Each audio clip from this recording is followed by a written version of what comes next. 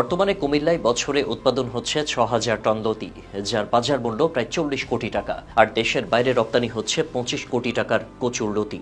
হ্যাঁ, শুনতে অবিশ্বাস্য মনে হলেও যে লতি অনেকের কাছে গলা ধরার খাবার হিসেবে পরিচিত, সেটাই আজ কোটি টাকার পণ্য হয়ে জায়গা করে নিয়েছে আন্তর্জাতিক বাজারে। আর এই সাফল্যের পেছনে দাঁড়িয়ে আছেন কুমিল্লার বরুড়া উপজেলার পরিশ্রমী কৃষকরা।